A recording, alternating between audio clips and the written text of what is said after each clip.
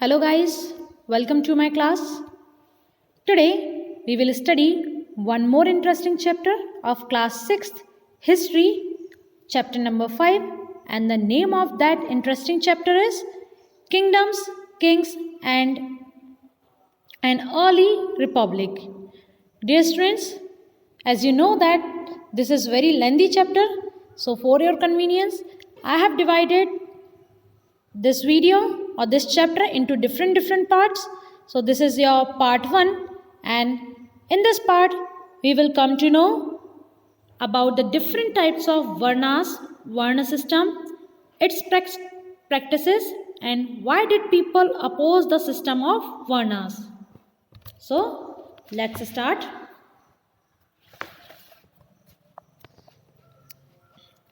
Chapter 5th, Kingdoms, Kings and an Early Republic. Election Day. Shankaran woke up to see his grandparents all ready to go and vote. Dear students, here you can see one young boy. Here his name is mentioned, Shankaran. Okay? Shankaran woke up to see his grandparents all ready to go and vote. एक example के through बताने की कोशिश की गई है इस chapter में. ये जो बॉय है आप देख रहे हैं उसका नाम क्या है, शंकरन है.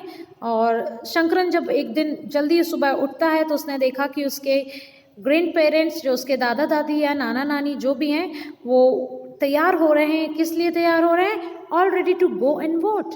वोट डालने जाने के लिए वो तैयार हो रहे हैं. They wanted to be the first to reach the polling booth. Way polling booth जहाँ पर वोट दिया जाता है, चुनाव का केंद्र होता है, वहाँ पर सबसे पहले पहुँचना चाहते हैं. देखते हैं ऐसा क्यों. Why? Shankaran wanted to know.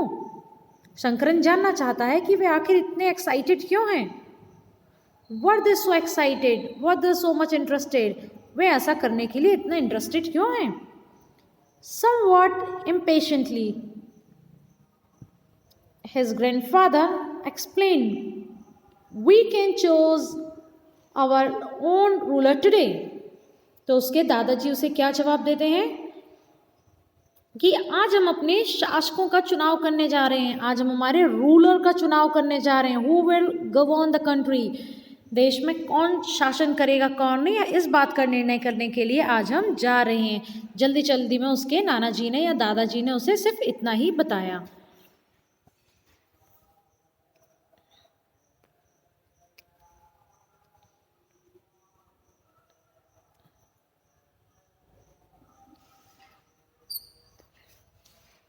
How some men became ruler. अब शंकरन के दिमाग में एक सवाल आ जाता है, why all the people will not be elected as a king or queen? Why they are not elected as a ruler? Why only few persons are elected? So let's discuss over this topic. Choosing leader or rulers by voting is something that has become common during the last 50 years or so. लगभग 50 वर्षों से हम अपने ruler का selection मतदान के जरिए करते आ रहे हैं. कब से करते आ रहे हैं बच्चों? लास्ट 50 ईयर्स, लगभग पिछले 50 सालों से. How did man become ruler in the past? लेकिन शंकरन के दिमाग में एक सवाल आया कि पहले के लोग, जब कोई चुनाव का सिस्टम नहीं था, वोटिंग सिस्टम नहीं था, पोलिंग बूथ नहीं हुआ करते थे, तो पहले के समय में लोग शासक कैसे बन जाते थे, रूलर कैसे बनते थे. Some of the rajas we read about in chapter 4 were probably chosen by the jana. Jana means the people, the people. बच्चों, हमने हमारे लास्ट चैप्टर में पढ़ा है कि कुछ जो किंग थे, जो राजा थे, वो जनता के द्वारा चुन लिए जाते थे, लोगों के द्वारा ही चुन लिए जाते थे. बट अराउंड 3000 ईयर्स अगो, लेकिन आज से 300 साल पहले, we find some changes taking place in the way in which rajas were chosen. लेकिन करीब 3000 साल पहले राजा बनने की इस प्रक्रिया में कुछ परिवर्तन दिखाई देने लगे। आइए देखते हैं कौन से वो परिवर्तन हो सकते हैं, उनके क्या कारण हैं। Some men now became recognized as Raja by performing very big sacrifices. कुछ लोग बड़े बड़े यज्ञों को आयोजित करके राजा के रूप में अपने आप को स्थापित कर देते थे।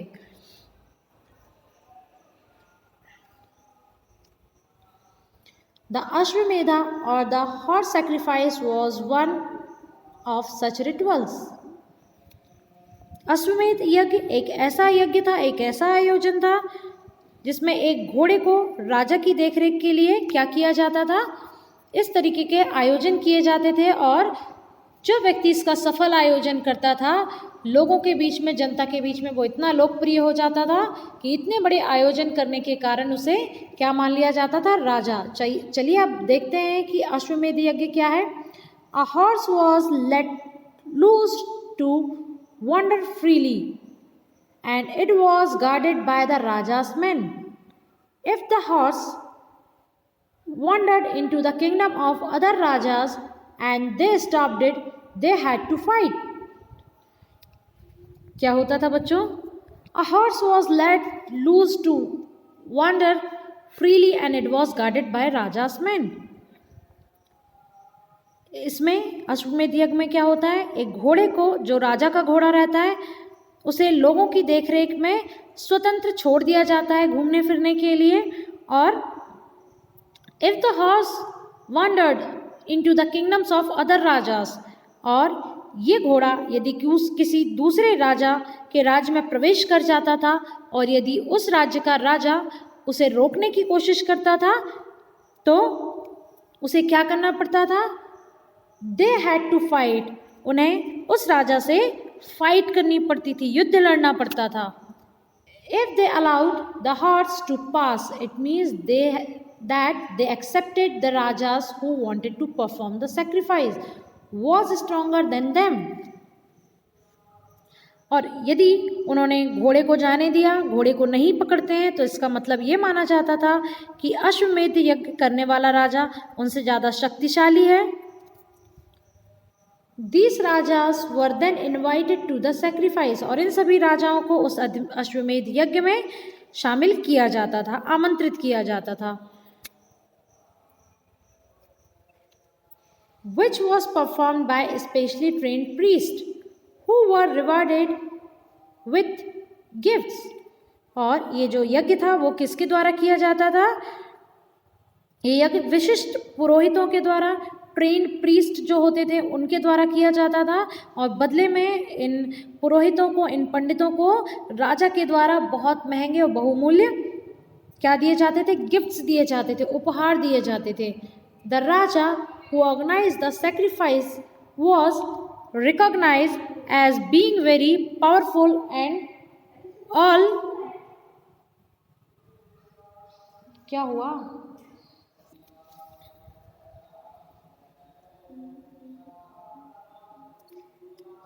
the raja who organized the sacrifice was recognized as being very powerful. और अश्वमेध यज्ञ करने वाला जो राजा है उसे क्या माना जाता है, वेरी पावरफुल, बहुत शक्तिशाली। And all those who came brought gifts for him, और ये जितने भी राजा जिनको आमंत्रित किया जाता है वे सभी उस अश्वमेध यज्ञ करने वाले शक्तिशाली राजा के लिए डिफरेंट टाइप्स ऑफ गिफ्ट्स लेकर के आते थे। The raja was central figure in these rituals, इन सभी आयोजनों में जो राजा होता था वो उसका मुख्य स्थान होता था। He often had a special seat और a thorn और a tiger skin, और राजा को जिस स्थान पर बिठाया जाता था उसे राज सिंहासन कहा जाता था। और जो राज सिंहासन है वो बाघ या शेर की खाल से बना हुआ होता था।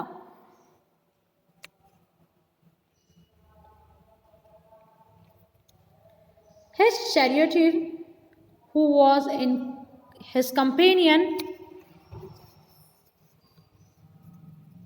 in the battlefield and witnessed his exploits, chanted tales of his glory. Chanted उच्चारण करना, glory means गौरव. ओके. यज्ञ के अवसर पर क्या होता था? युद्ध के क्षेत्र में जो राजा के सारथी, जो चैरियोटर्स हुआ करते थे, उनके साथ रहने वाले जो व्यक्ति हुआ करते थे, वे सभी राजा के सारथी माने जाते थे. और यज्ञ के अवसर पर वे सभी क्या करते थे? राजा के विजय का, राजा के गौरव का गुणगान किया करते थे, जोर जोर से उच्चारण किया करते थे. Okay. His relatives, especially his wives and sons, had to perform a variety of minor rituals. राजा के जो सगे संबंधी, खास करके उनकी वाइफ और जो उनके सन्स होते थे, जो उनके पुत्र होते थे, वे भी कई छोटे छोटे अनुष्ठान करते रहते थे. The other rajas were simply spectators who had to sit and watch the performance of the sacrifice. और जिन राजाओं ने अश्वमेध यज्ञ करने वाले राजा को सबसे शक्तिशाली राजा के रूप में स्वीकार कर लिया था, जब उन्हें यहाँ बुलाया जाता है तो उनका काम क्या होता है? उनका काम सिर्फ बैठकर यज्ञ की पूरी प्रक्रिया को देखना बस होता था. Priest performed the rituals including the sprinkling of sacred water on the king. और राजा के ऊपर जो प्रीस्ट रहते थे, जो पंडित रहते थे, वे पवित्र जल के छिड़काव के साथ साथ कई दूसरे अनुष्ठान भी करते थे. The ordinary people, the wish or Vaishya, also brought gifts. अब दूसरे जो व्यक्ति होते थे, द ऑर्डिनरी पीपल, साधारण लोगों को उस समय क्या कहा जाता था? विश और वैश्य. जैसा कि मैंने आपको लास्ट चैप्टर में भी बताया था, द वर्ड विश और the word Vysya is similar and they stand for the ordinary people in the kingdom of the king during their reign. However, some people, such as those who were regarded as Sudras by the priest, were excluded from many rituals. अब however, some people, कुछ लोग ऐसे भी थे, such as those who were regarded as Sudras by the priest, पंडित जिन्हें शूद्र जाति का मानते थे, शूद्र या निम्न जाति का, उस समय वर्ण व्यवस्था थी बच्चों, जिसके बारे में अभी हम आगे पढ़ने वाले हैं. तो क्या बताया है कि पुरोहित जिन्हें नीची जाति का या शूद्र मानते थे, वो इन तरीके के, जो इस तरह के जो अनुष्ठान होते थे उसमें उन्हें शामिल नहीं किया जाता था.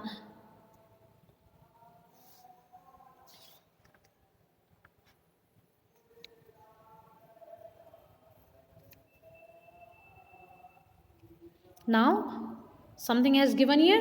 Let's read. Make a list of all those who would be present at the sacrifice.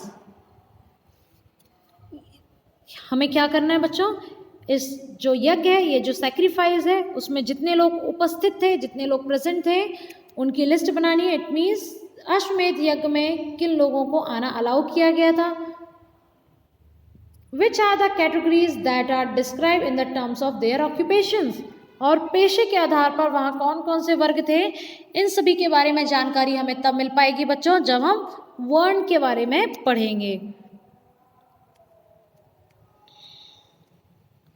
So something interesting has been given here on the blue box from your book. So just have a look of your book. Let's start. Varnas, Varn. Okay. We have many books that were composed in North India, especially in the areas drained by the Ganga and the Yamuna. उस समय उत्तर भारत में, खासकर गंगा यमुना के क्षेत्र में कई ग्रंथ रचे गए थे. During this period, these books are often called Later Vedic because they were composed after the Rig Veda, about which you learn in the chapter 4. Rigveda के रचे जाने के कारण इन्हें इन पुस्तकों को क्या कहा गया, इन ग्रंथों को क्या कहा गया, उत्तर वैदिक ग्रंथ कहा गया। ठीक है।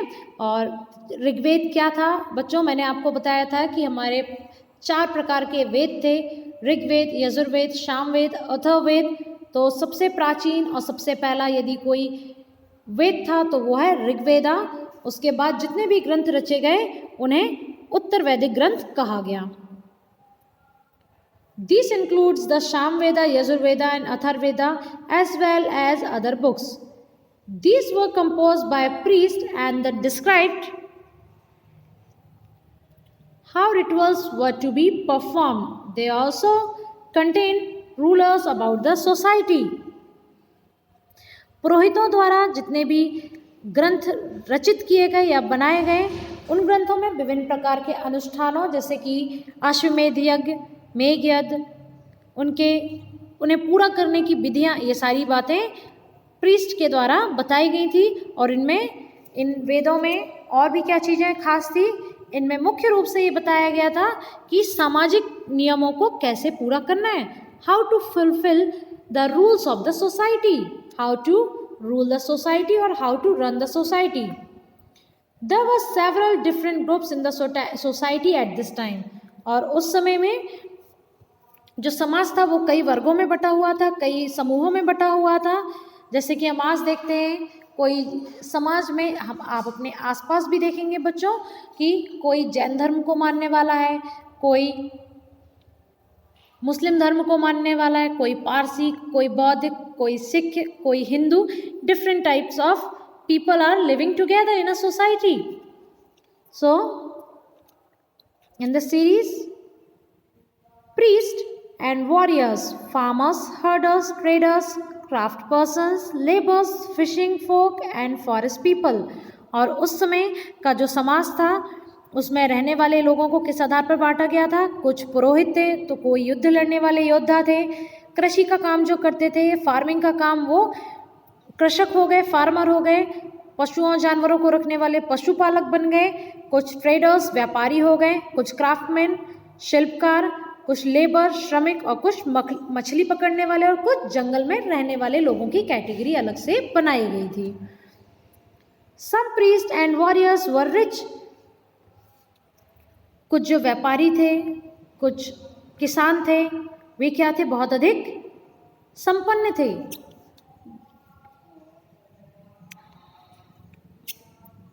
As were some farmers and traders, other including many herders, craftsperson and laborers, fishing folk and hunters and gatherer were poor। अब चूंकि पूरा समाज था वो 2 भागों में बांटा जा चुका था, एक था अमीर और एक गरीब। तो उस समय कुछ जो किसान थे, व्यापारी थे, वे बहुत अधिक धनी हुआ करते थे, रिचेस्ट पर्सन थे। और the second category was the poor person.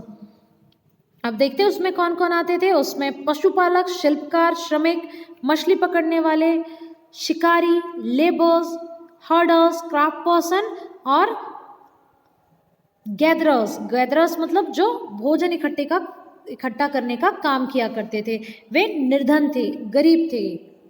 The priest divided people into 4 groups. अब इन पुरोहितों ने समाज को अमीर और गरीब के आधार पर और उनके काम के आधार पर 4 भागों में बांट दिया था। The whole society was divided into 4 different parts and 4 different varnas. The priest divided people into 4 groups called varnas. पुरोहितों ने, जो उच्च समाज के लोग थे, उन्होंने संपूर्ण समाज व्यवस्था को 4 भागों में बांट दिया था, जिन्हें क्या कहा जाता था, इनके ग्रुप को वर्ण कहा जाता था। अकॉर्डिंग टू देम ईच वर्ण had different set of functions. और उनके अनुसार प्रत्येक वर्ण के अलग अलग कार्य निर्धारित किए गए थे।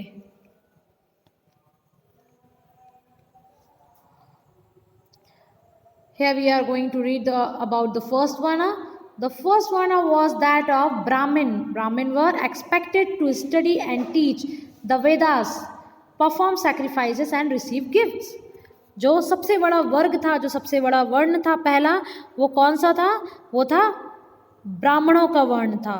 ठीक है। और इनका काम क्या होता था? इनका काम वेदों और पवित्र ग्रंथों का अध्ययन अध्यापन कराना होता था, पढ़ना और पढ़ाना होता था।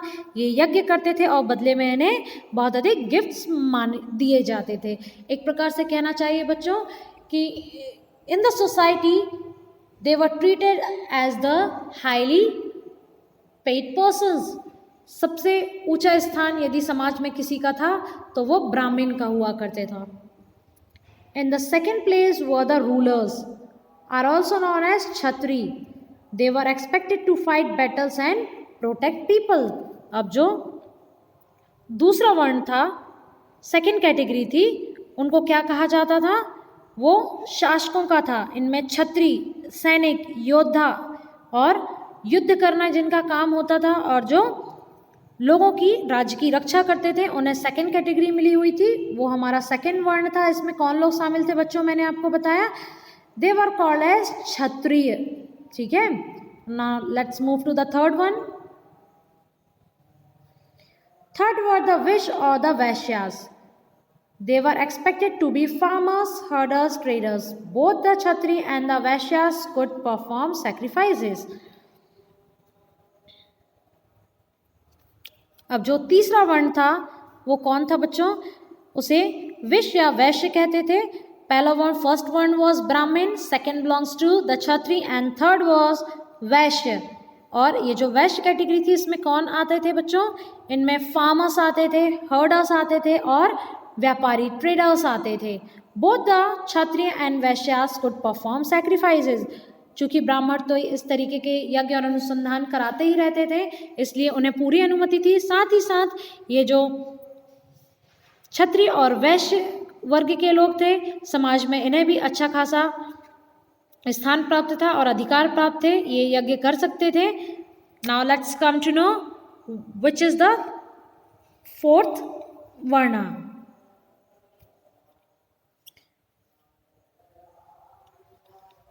The last were the Sudras, who had to serve the other three groups and could not perform any rituals. और पुरोहितों के अनुसार सभी वर्णों का निर्धारण जन्म के आधार पर हुआ था, लेकिन जो चौथी कैटेगरी थी वो कैसी कैटेगरी थी बच्चों? उनमें सबसे लास्ट स्थान, सबसे लास्ट पोजीशन प्लेस किसकी थी? शूद्रों की थी। Often women were also grouped with the Sudras. Both women and Sudras were not allowed to study the Vedas. और उस समय ये जो शूद्र थे उनका काम क्या था? उनका काम जो ऊपर के तीन वर्ण थे, ब्राह्मण, क्षत्रिय और वैश्य, इनकी सेवा करना था और इन्हें किसी भी अनुष्ठान में शामिल होने का अधिकार नहीं था।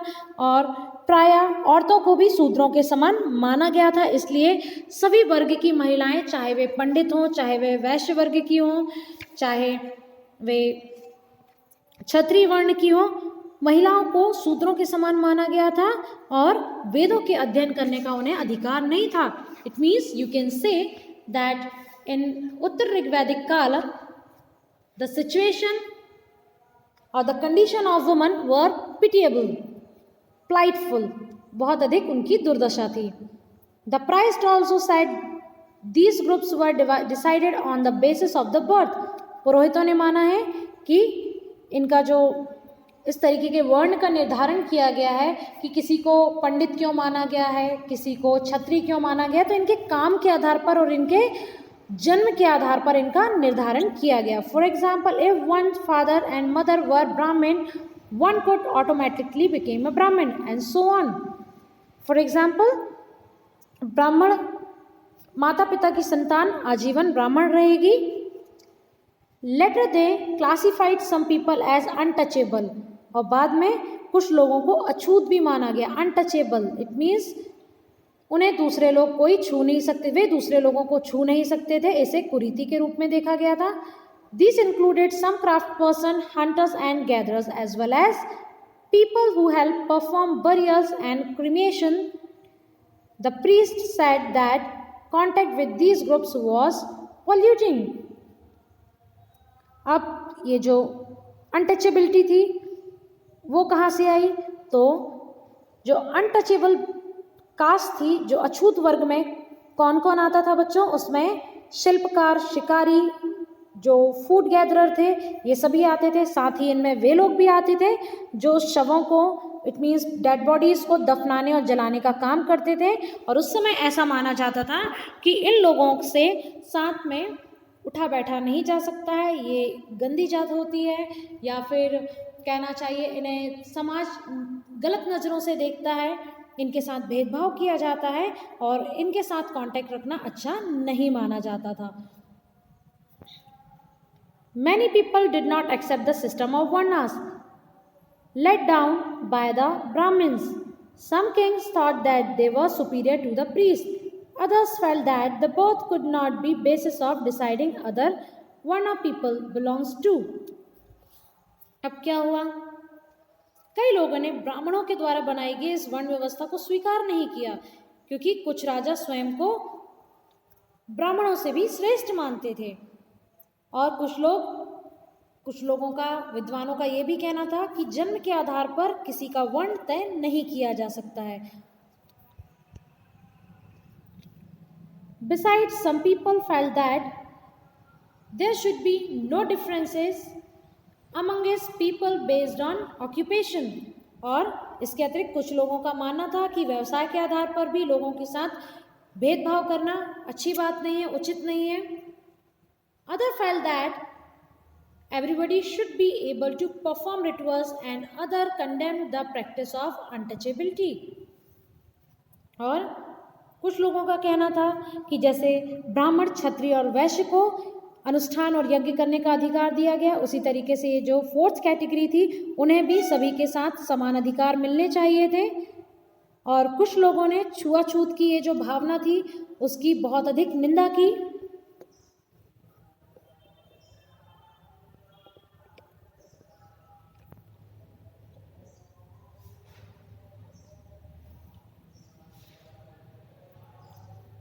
Also, there were many areas in the subcontinent, such as the northeast, where social and economic differences were not very sharp and where the influence of the priest was limited. और इस जो सब कॉन्टिनेंट में eastern area है, जैसे कई इलाकों में सामाजिक आर्थिक बहुत अधिक असमानता थी, बहुत सारे डिफरेंसेस थे इकोनॉमिक आधार पर और सोशल बेसिस पे। यहाँ पुरोहितों का प्रभाव भी बहुत सीमित था। इट मीन्स यहाँ पर जो पूर्व के क्षेत्र थे, ईस्ट साइड का, वहाँ पर इस तरीके की वर्ण व्यवस्था को स्वीकार नहीं किया गया था। Why did people oppose the system of Varna? I hope, dear student, now you have come to know why did people oppose the system of Varna, because they didn't find it very good, or so they condemned the practice of untouchability. They were not in a favor to decide someone's varnas on the basis of birth or occupation.